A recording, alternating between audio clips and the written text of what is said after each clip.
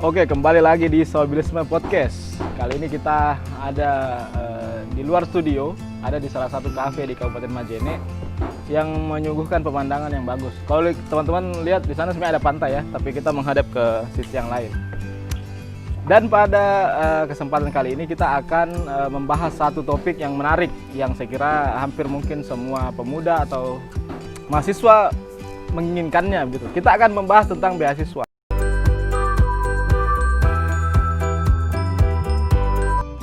Beasiswa unggulan. Jadi akan menjadi topik kita pada hari ini, dan untuk mengulik atau mengupas tuntas terkait tentang beasiswa unggulan itu kita sudah kehadiran satu teman kita, award di BU Sulbar tahun 2017 ya. Jadi Nabila Haruna. Hai Nabila. Halo. Apa kabar? Alhamdulillah baik. Sehat? Sehat. Sehat ya. Bisa tidak diceritakan dulu tentang latar belakang pendidikannya? Perkenalan juga ya? Ya, perkenalan sekalian. Oke. Assalamualaikum warahmatullahi wabarakatuh. Waalaikumsalam. Untuk semua teman-teman yang penggemarnya podcast Kak Alam, di sini saya Nabila Haruna, bisa dipanggil Nabila. Baru-baru saja lulus dari Universitas Negeri Malang, jurusan Sastra Inggris, S1 Bahasa dan Sastra Inggris. Kemudian saya aktif di berbagai bidang, salah satunya di bidang pendidikan, kemudian sosial dan lingkungan. Kalau untuk beasiswa unggulan sendiri saya adalah penerima tahun 2017 sampai 2020. Jadi ada 3 tahun saya dibiayai oleh pemerintah, Kementerian Pendidikan dan Kebudayaan Republik Indonesia. Nah, pasti teman-teman juga sudah penasaran dan memang banyak mencari informasi tentang BU ya. Apa sih sebenarnya BU itu? Apa yang membedakan beasiswa unggulan dengan beasiswa yang lain? Jadi kalau beasiswa unggulan itu adalah dana bantuan pendidikan dari pemerintah pusat yang dinaungi oleh Kementerian Pendidikan dan Kebudayaan Republik Indonesia. Kalau dulu itu dibawahi oleh Biro PKLN. Apa itu? Biro Penyelenggara Pendidikan dan Luar Negeri, seperti itulah. Kalian bisa melihat di website, tapi sekarang berubah di tahun 2020 kemarin itu departemennya berbeda, sudah diganti seperti itu, jadi Puslapdik, Pusat Pelayanan dan Pembiayaan Pendidikan Republik Indonesia. Jadi sekarang yang menaunginya berbeda atau penyelenggaranya sudah berbeda. Nah, kalau ditanya apa sih bedanya? Kalau bedanya biasanya kan teman-teman ketahui bahwa banyak beasiswa yang lebih memperuntukkan kepada mereka yang kurang mampu dalam hal ekonomi. Nah, kalau di beasiswa unggulan ini kita tidak, pemerintah tidak melihat latar belakang ekonominya, tapi latar belakang prestasinya. Lebih kepada beasiswa prestasi ya? Ya, dia lebih ke keunggulan pemuda-pemudi di Indonesia, baik itu dari perguruan tinggi negeri maupun swasta. Dan cara swasta boleh? Boleh. Penyeleksiannya pun berbeda dari beasiswa yang lain. Kalau di sini kita harus wajib menjadi mahasiswa dulu, baru mendaftar. Kalau sebelum jadi mahasiswa tidak bisa. Beda dengan LPDP. Kalau LPDP boleh. BU, misalnya lulusan SMA belum boleh daftar? Belum boleh kalau dia tidak terdaftar sebagai mahasiswa. Jadi harus terdaftar dulu? Terdaftar dulu, baru boleh daftar. Itu pun ada batasnya. Jadi yang boleh daftar itu mulai dari mahasiswa baru sampai mahasiswa semester 3. Kalau lebih dari itu tidak. Jadi prasyaratnya sebagai prasyarat itu ya? Ya. Sudah terdaftar dulu maksimal semester 3? Maksimal semester 3. Sebenarnya kan berbagai berkas mungkin sudah ada di website yang bisa dibaca langsung, tapi tidak adalah salahnya kita ngobrol sedikit. Kita mewadahi juga teman-teman yang mungkin lagi malas baca toh. Apa sih yang dibutuhkan? Berkas-berkas atau dokumen apa sih yang dibutuhkan? Kalau berkas yang dibutuhkan secara umum ya tentu kita perlu KTM, kartu tanda mahasiswa, terus surat keterangan tidak menerima beasiswa lain. Jadi benar-benar kita harus jujur gitu ya. Kita dinilai dengan integritasnya kita. Jadi kalau misalnya mendapat beasiswa di tempat lain, ternyata kedapatan gitu, maksudnya konsekuensinya apa? Konsekuensinya kita akan mengembalikan dana 2 kali lipat dari denda, beasiswa. Iya, kalau misalnya kita diterima juga di BU gitu. Jadi ya memang kita harus memilih salah satu. Dan itu ada beberapa lah kasusnya. Jadi sudah ada beberapa temuan seperti itu Iya, ya? jadi maksudnya kayak apa ya? Itu juga memberatkan anggaran negara Iya, kan, iya, karena seharusnya dilimpahkan. tepat sasaran Ya, lagi. tidak tepat sasaran. Kita harusnya bisa adil, merata, tapi karena ada yang curang. ya, tidak juga curang ya, mungkin Iya. karena merasa kurang kali ya, kan biasanya ada beasiswa yang tidak terlalu mencukupi. Oh ya, sebelumnya BU ini cukup nggak sih untuk Lebih biaya? dari cukup. Oke. Lanjut, berkas apa selanjutnya? Oke, berkas selanjutnya KTP. KTP ya, wajib ya. Ya, wajib. Kalau misalnya ada ini anak lulus kuliah tapi belum sampai umurnya, Belum sampai umurnya. bagaimana kejadiannya itu? Kalau saya tidak salah ya, nanti bisa di cross check kembali lewat emailnya. Tapi kemarin itu saya sarankan, saya kan juga mentor ya, jadi saya sarankan teman-teman yang belum mencukupi umur untuk memasukkan ininya saja, kartu keluarga. Kartu keluarga ya. Itu kan ada NIK-nya kan, setidaknya adalah yang menjadi berkas. Nah, apalagi berkas yang lain? Berkas yang lain, Tadi KTM sudah, KTM, KTP, surat kemudian keterangan lulus ya. ya ijazah. Ijazah ya. Ijazah SMA kalau Ijazah yang SMA. bagi maba. Tapi saya dulu daftarnya pada saat semester 3. 3. Saya tetap mencantumkan ijazah dan Jadi sudah di ujung transkrip tanduk nilai. kemarin itu baru lolos BU ya? Iya. Hmm. Tapi alhamdulillah lolos. Ya. 1 kali daftar. Lulus. Karena ada juga beberapa yang daftar berkali-kali ternyata ya bukan rezekinya. Berkas apa lagi kira-kira? Esai katanya kalau saya tidak salah. Ya, Esai gitu ya? esai dan proposal rencana studi. Itu yang paling banyak orang berpikir berkali-kali untuk daftar. Itu mungkin jadi tantangan tersendiri di Ya. BU ya, esai dan Karena sebenarnya kalau orang tahu bagaimana cara membuatnya tidak sulit. Gitu. Makanya kami buat buku seperti itu karena untuk mewadahi teman-teman yang mau tahu. Buku ini ya? tentang esai. Ya, itu. buku yang ditulis oleh Saya dan kalau yang teman-teman. esainya baru kontributor. Oke. Ada kumpulan esai di belakangnya. Ada tidak bocoran tentang poin-poin apa sih sebenarnya di esai yang paling diperhatikan? Kalau esai itu dia kan lebih menggambarkan tentang diri kita. Jadi sebenarnya kalau kita yang buat itu esai dan ketika kita diwawancara nanti itu tidak akan terlihat plagiarism atau mencontek seperti Kalau itu. kita yang buat sendiri. Karena kita yang buat sendiri. Jadi ceritakan saja apa sih yang menarik dari kita karena temanya sudah bertahun-tahun ini, beberapa tahun belakangan ini temanya selalu sama. Untuk yaitu temanya Aku Generasi Unggul, Generasi. Kebanggaan Bangsa Indonesia. Menceritakan apa sih kontribusi kita selama ini. Atau mengapa saya layak Mengapa saya layak menjadi seorang yang unggul atau mengapa saya layak untuk dapat beasiswa ini. Itu kira-kira panjangnya esainya seberapa panjang? Minimal Standarnya? 3 halaman, maksimal 3 5 halaman sudah disertai dengan daftar pustakanya kalau ada.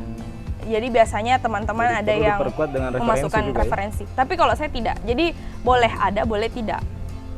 Tergantung bagaimana. Kalau misalnya format penulisan dibebaskan, maksudnya format penulisan apa yang mau dituliskan silahkan bebas. Tapi kalau untuk lebih ke menonjol ke temanya atau kita lebih menangkap dari tema, ya kita harus menjabarkan dulu apa sih maksud dari Aku Generasi Unggul Kebanggaan Bangsa Jadi Indonesia. diinterpretasi dulu Ya, menurut pendapatnya diinterpretasi. calon penerima ya. Itu kan tadi soal esai. Nah sekarang proposalnya itu kan juga salah satu tantangan tersendiri. Oke, kalau proposal rencana studi itu untuk di tahun 2020 sudah tidak wajib untuk S1, Tidak wajib untuk S1 ya. hanya S2, S3. Kalau rencana studi ya hanya kita di situ sebenarnya di website sudah sangat lengkap.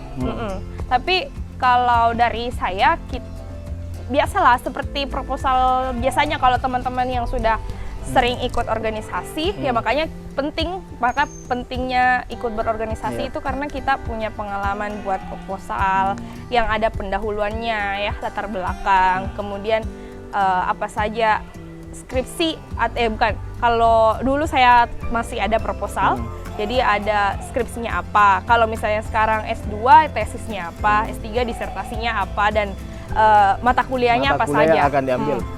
mata kuliahnya.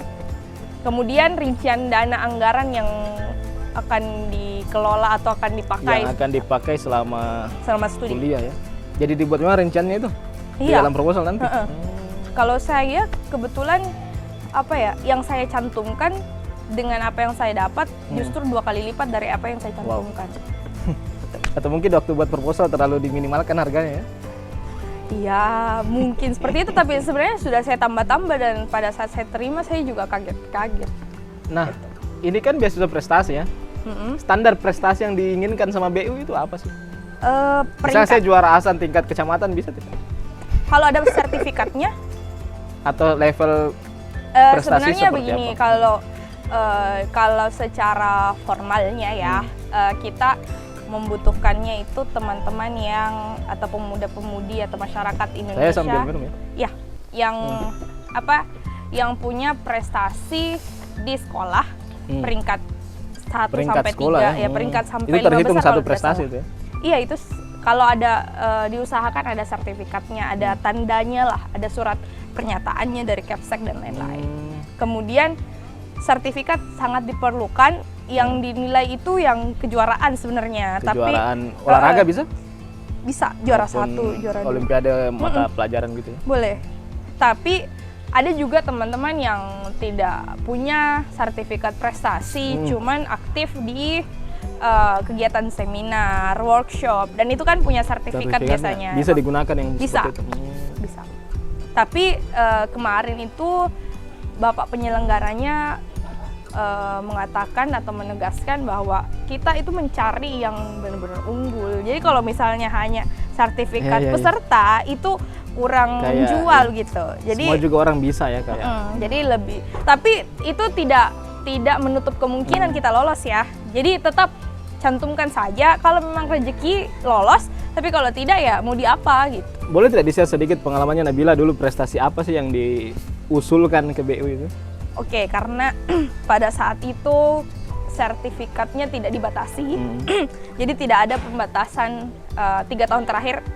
Maksudnya kan ada biasa sertifikat 3 tahun terakhir, jadi mulai dari tahun berapa sampai tahun berapa. Kalau dulu belum ada pembatasan? Belum ada pembatasan. Jadi saya masukkan sertifikat prestasi mulai dari SMP yang ada sertifikatnya sampai saya kuliah. Jadi totalnya ada 30-an sertifikat karena disertai dengan sertifikat kejuaraan dan sertifikat yang saya ikuti seminar-seminar selama di perkuliahan. Jadi memang sudah sangat layak memang lolos BU waktu itu ya. Mungkin seperti itu. Oke. Nah, menurut pengalaman Nabila, Iya. di balik berbagai macam manfaatnya atau kelebihannya BU ini, ada tidak kekurangannya BU? Kalau kekurangan apa ya? Mungkin karena pertama kita alhamdulillahnya ya, alhamdulillahnya kita dibiayai biaya buku, kemudian biaya pendidikan atau UKT-nya kita, SPP-nya seperti itu ya. Kemudian biaya hidup per bulannya itu kita dibiayai, tapi kita tidak dibiayai untuk seperti penelitian, skripsi, tesis, disertasi itu. Jadi hanya tidak biaya ada. Kuliah, buku, hidup, buku, sama uang saku. Beda sama beasiswa yang lain, kan ada yang lebih komplit. Kalau kita 3 komponen ini. Dan jadi minusnya itu saja ya, penelitian. Yang proposal ya kayak gitulah, penelitian, penyelesaian ya, penyelesaian sama wisuda itu tidak di cover. Tapi kalau misalnya kita pandai menghemat, ya semua tercover sebenarnya. Karena lebih dari cukup. Apalagi kalau pintar juga cari sampingan tuh, ya, betul. sampingan. Kalau punya sampingan, pekerjaan sampingan. Sama minusnya yang kedua, apa ya? Kalau misalnya kita mau ikut pertukaran pemuda seperti itu kan kita harus cuti. Nah itu biasanya ada konsekuensi dan itu yang harus di cross check kembali juga. Kadang kita, kalau saya pribadi kemarin itu sempat lolos masuk ke tahap wawancara, maksudnya sudah administrasi nih ke wawancara, bukan, beda lagi. Nah ke wawancara, tapi saya tidak bisa ke Sulbar kan itu waktu di Mamuju, tapi saya tidak bisa ke Sulbar karena saya takut kalau beasiswa saya tidak cair begitu. Jadi kalau misalnya kita cuti, beasiswa itu tidak bisa cair. Tidak ada batas minimalnya cuti berapa lama? Tidak ada ditentukan, tapi hanya diminta untuk koordinasi dulu sebelum berangkat. Jadi kalau cuti dikhawatirkan nanti tidak cair. Misalnya kekhawatiran saya Kekhawatiran saya itu ada dua. Yang pertama, saya tidak dibayarkan atau misalnya kayak dibekukan begitu dananya, entah itu tidak dicairkan di selanjutnya. Misalnya kan kalau saya cuti sekarang, berarti saya butuh waktu 1 semester lagi. Misalnya saya harusnya selesai 8 semester, karena saya cuti jadinya 9 semester. Batas waktu dibiayai oleh BU selama kuliah itu berapa lama? Kalau maba 4 tahun, 8 4 semester. tahun ya? Kalau dari semester 3 berarti 6 semester. Berarti dulu Nabila cuma 3 tahun ya? Iya, saya cuma 3 tahun. Dan selesai selama itu? Iya, Oke. selesai. Biasanya BU itu terbukanya kapan sih pendaftarannya? Atau tanggal-tanggal penting? Ini pasti bisa di cross check lagi di website ya, tapi tidak apa-apa lah kita singgung-singgung. Kalau tahun ini kita kurang paham ya, karena berawal dari tahun 2019 kalau saya tidak salah itu yang harusnya bulan berapa ya? Bulan Maret, Mei itu buka. Ternyata tidak. Jadi terulur sampai di bulan kalau tidak salah itu bulan Agustus September lah. Sejak di akhir 2019 itu? Iya, di 2019 itu seperti itu. Jadi dia hanya buka satu tahap. Kali dalam satu setahun? kali. Padahal biasanya dia 2 kali buka. Gitu. Jadi kalau misalnya yang dulu, kalau kita melihat dari tahunnya saya, kalau tahun 2016, 2017 itu bukanya 2 kali setahun. Jadi ada batch 1 namanya batch 1, gelombang pertama itu di bulan Maret sampai Mei. Kalau tidak salah ya. Terus di batch 2-nya itu mulai dari bulan Juni sampai Agustus. Jadi dua kali dalam setahun ya? Kalau yang kita berkaca di 2020, kemarin itu bukanya telat. Bulan Oktober. Tanggal 3 sampai... Pokoknya Jadi dia cuma buka 2 minggu. Ada kemungkinan nanti tahun ini 2021 ini akan seperti itu juga atau? Kalau kemarin kita bincang-bincang antar perwakilan region atau perwakilan AWRD, saya mewakili AWRD Mandar atau Sulawesi Barat. Bapak penyelenggara mengatakan bahwa ini di 2021 kita mau evaluasi lebih baik lagi. Jadi ya kita berharap akan dibuka 2 batch. Karena banyak sekali peminatnya. Tahun 2020 itu ada 85.000 orang yang mendaftar.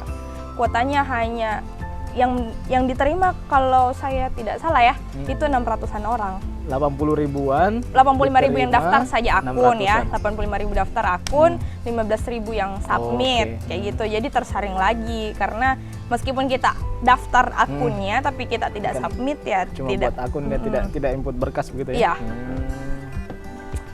Oke, mungkin terakhir tentang BU, apa sih yang mau disampaikan ke teman-teman, mengapa mereka harus mengambil beasiswa ini?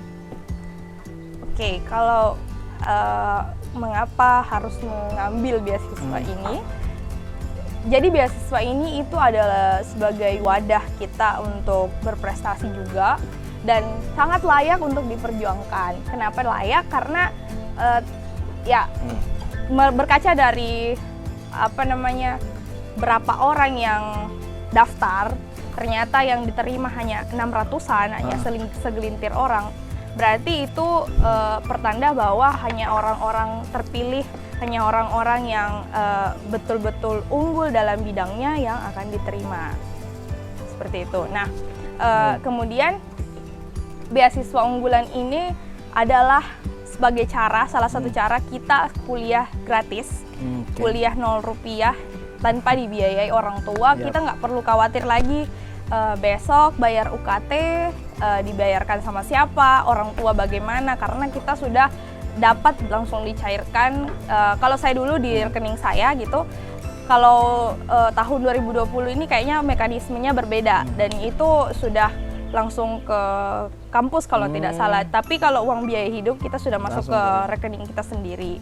Kemudian kalau teman-teman mau tahu info lebih lanjut tentang beasiswa unggulan, kalian bisa update di Instagramnya kami di beasiswa unggulan _mandar. Nanti akan ditulis di deskripsi ya. Ya, ada beasiswa unggulan _mandar dan insya Allah nanti kita akan ini programnya saya dan berkolaborasi dengan teman-teman AWRD Mandar itu kita buat kelas mentoring online beasiswa unggulan itu untuk mewadahi teman-teman yang mau bersiap atau mempersiapkan diri dirinya, untuk dapat beasiswa unggulan.